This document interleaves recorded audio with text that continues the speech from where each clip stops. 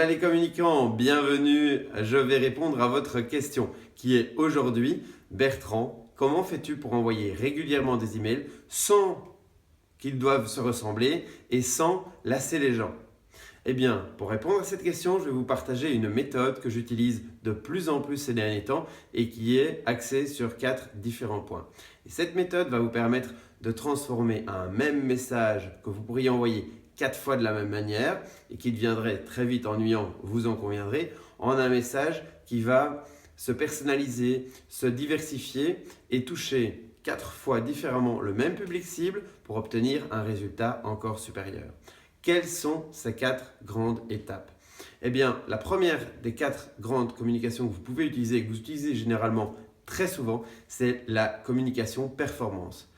Qu'est-ce que la communication performance? Eh bien, c'est le PDG, c'est le dirigeant, c'est le directeur marketing ou c'est le chef de produit qui envoie une communication. Voilà ce que mon produit, ce que ma solution offre comme performance. Je les liste, est-ce que ça vous intéresse? Ça, c'est un axe de communication. Donc ça, c'est déjà un email sur un produit en ligne que vous vendez par exemple ou un produit réel que vous vendez. Mon produit réel vous permet de faire ça, ça, ça. Ces performances chaque mois sont ça, ça, ça. Et à mon avis, pour un tel coût d'acquisition, vous obtiendrez un tel résultat. C'est une très bonne communication qui est centrée non pas sur le client, mais bien sûr sur l'outil et l'entreprise. Le deuxième type de communication, ce sera une communication de persuasion. La persuasion est utilisée par les dirigeants, les chefs de projet, les chefs de produits qui ont une notion de marketeur, c'est-à-dire qu'ils ont un feeling de marketeur. Ils ont compris que pour en vendre leur affaire, ils avaient besoin non seulement d'énumérer des performances, mais surtout d'écouter le client et de commencer à lui proposer des contre-argumentations par rapport à ses résistances. Par exemple, je ne veux pas utiliser votre outil en ligne parce que je le trouve trop lent. Ah oui, eh bien nous allons envoyer un petit email pour indiquer quels sont les grands avantages que cette lenteur qu'a mon application va vous offrir. Par exemple, ça va vous permettre de faire moins d'erreurs. Donc, vous voyez, je vous donne un exemple sorti d'un chapeau de magicien pour tenter de vous illustrer brièvement ce qu'est une communication de persuasion en opposition avec la communication de performance.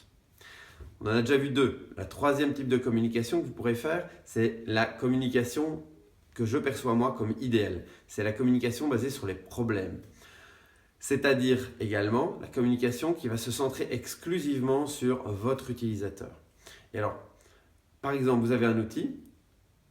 Quand et à quelle occasion est-ce que votre prospect, votre contact, votre futur client va-t-il avoir l'envie d'utiliser votre produit lorsque lui va rencontrer des problèmes? Eh bien, il sera intéressant de lister l'ensemble des contraintes que votre prospect vit avant d'utiliser votre outil pour en ressortir des thèmes. Par exemple, envoyer 4 fois plus d'emails est un problème pour moi aujourd'hui parce que je ne sais pas comment réinventer ce que j'écris tous les mois.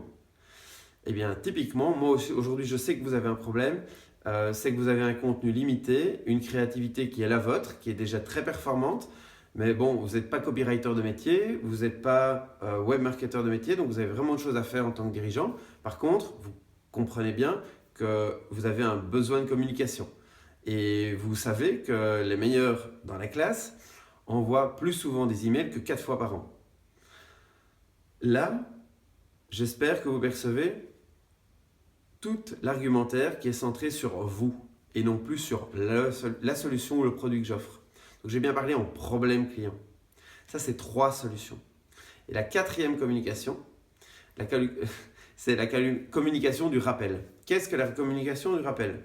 Eh bien, on a parlé des performances, on a parlé de la persuasion, on a utilisé des arguments centrés sur le client et ses problèmes. Eh bien, un petit rappel, un mix des 3 précédents, ou bien un rappel de la date à laquelle vous ferez une démonstration, ou bien, par exemple, un rappel que la prochaine conférence pour maximiser vos résultats avec vos emails aura lieu dans seulement quelques jours et que les inscriptions sont déjà presque closes. C'est une communication de rappel. Donc, pour résumer, Aujourd'hui, je souhaite vous apporter de la valeur de la manière suivante. Votre question était, Bertrand, comment est-ce qu'à partir d'une même communication, d'un même produit, d'un même service, comment est-ce que je peux arriver à communiquer plusieurs fois et de manière intéressante auprès de mes prospects? On a vu que vous pouviez choisir 4 angles d'attaque différents par rapport à cette communication.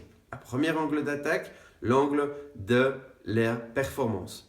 Le deuxième angle, celui de la persuasion. Le troisième angle, celui des problèmes. Et le quatrième angle, celui de la répétition.